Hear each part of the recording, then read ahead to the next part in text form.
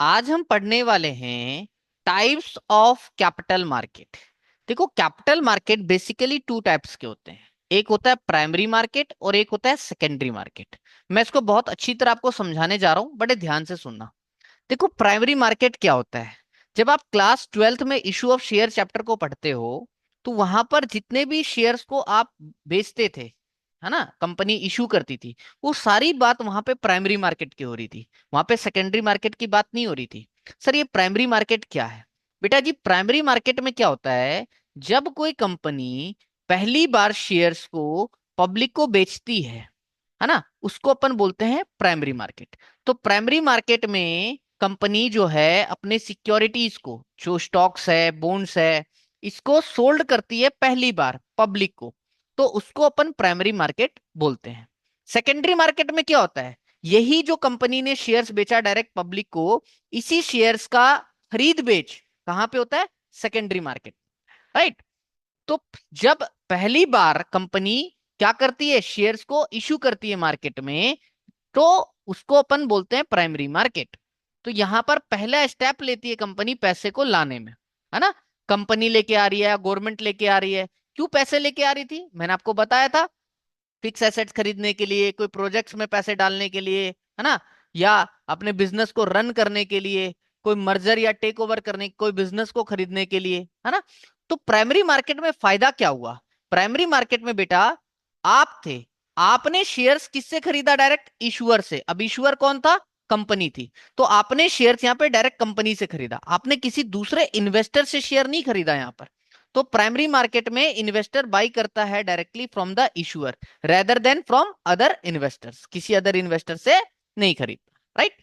तो अब primary market के भी पार्टिसिपेंट्स होते हैं, जैसे कंपनी है, ये पार्टिसिपेंट्स है। क्यों? क्योंकि ये शेयर्स या बॉन्ड्स को इशू कर रही है। अगर कंपनी इशू नहीं कर रही, गवर्नमेंट इशू कर रही है बॉन्ड्स को, तो गवर्नमेंट यहाँ पे पार्टिसिपेंट्स हो जाएगा। और जिन्होंने पैसा लगाया है, वो इन्वेस्टर भी यहाँ पार्टिसिपेंट्स है। और बेटा जी, एक इन्वेस्टमेंट बैंक्स होती है। इन्वेस्टमेंट बैंक क्या काम करती है? कंपनी के शेयर्स को बिकवाने का काम करती है और उसकी प्राइसिंग डिसाइड करने में मदद करती है, उसकी वैल्यूएशन करने में मदद करती है। तो ये सब कौन हो गए? उसके पार्टिसिपेंट्स हो गए प्राइमरी मार्केट के, राइट।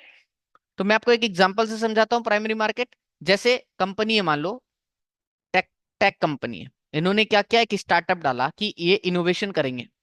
तो इनको 100 करोड़ रुपए चाहिए था बेटा, कोई नया प्रोडक्ट डेवलप करने के लिए। अब कंपनी को 100 करोड़ रुपए चाहिए, तो क्या करेंगे? पब्लिक से पैसा उठाएंगे बेटा। तो इन्होंने 10 मिलियन शेयर्स ₹10 ईच के भाव में इशू कर दिया। तो इनके पास क्या आ गया? 100 करोड़ रुपए इकट्ठे हो गए, है ना। तो क्यों इकट्ठे हो गए? क्योंकि इन्वेस्टर्स ने इन शेयर्स को खरीद लिया, और जो कंपनी है उसके पास 100 करोड़ रुपए आ गया। इसी तरह से बॉन्ड भी इशू करके वो लोग पैसा लेके आ सकते हैं। तो अब तुम मेरी बात को समझना। तो यहां पर क्या हुआ, प्राइमरी मार्केट में सबसे पहली बार शेयर्स को बेचा गया। अब समझो, अब जो तुम 11th 12th में भी पढ़ते थे, उस चीज को भी मैं थोड़ा क्लैरिफाई कर रहा हूं। जैसे क्या हुआ, कंपनी ने 10 मिलियन शेयर्स निकाले बेटा। अब 10 मिलियन शेयर्स निकाले, तो बहुत सारे लोग लेने को तैयार थे, बहुत सारे लोगों लेने को तैयार थे, है ना। तो यहाँ कंपनी ने आईपीओ निकाला, इनिशियल पब्लिक ऑफर, पहली बार शेयर को पब्लिक के सामने बेचने को चालू किया। तो बहुत सारे लोगों ने मांगा, मुझे दे दो, मुझे दे दो, मुझे दे दो, मुझे दे दो। तो बेटा, हुआ क्या होगा, सब 10 मिलियन इन लोगों में से अलॉट हो गया होगा। कई लोग ऐसे रह गए होंगे जिनको अलॉट नहीं हुआ, जिनको शेयर्स नहीं मिला, ठीक है जी। और कई लोग ऐसे रहे होंगे जिनको मिल तो गया, अब वो बेचना चाहते हैं। तो बेटा, अब उन जिनको मिल गया वो बेचना चाहते हैं, और जिनको नहीं मिला वो दोबारा खरीदना चाहते हैं। दोबारा क्या, पहली बार ही खरीदना चाहते हैं। तो सेकेंडरी मार्केट के अंदर क्या हो जाएगा, इन्हीं शेयर्स को लिस्ट करा दिया जाता है। अगर ये पब्लिक कंपनी और इन्होंने अपना शेयर्स लिस्टिंग करा ही रखा है, तो सेकेंडरी मार्केट में जाएंगे। अब सेकेंडरी मार्केट में बायर ऑलरेडी बहुत सारे मिल जाएंगे प्राइस के हिसाब से, और सेलर भी मिल जाएंगे। तो जिन्होंने ऑलरेडी खरीद रखा था, वो यहां पर अपने शेयर्स को बेच देंगे, और जिनको प्राइमरी मार्केट में नहीं मिला, वो सेकेंडरी मार्केट में ले लेंगे, है ना। तो सेकेंडरी मार्केट में क्या हो रहा है, ऑलरेडी जो शेयर बिक चुका है, उन्हीं शेयर्स का खरीद बेच होता है। यहां पर प्राइमरी मार्केट में शेयर्स की जो वैल्यू होती है बेटा, वो कौन डिसाइड करता है? कंपनी डिसाइड करती है। लेकिन सेकेंडरी मार्केट में जो वैल्यू होता है, वो डिसाइड कौन करता है? सेलर नहीं करेगा, कंपनी नहीं करेगी।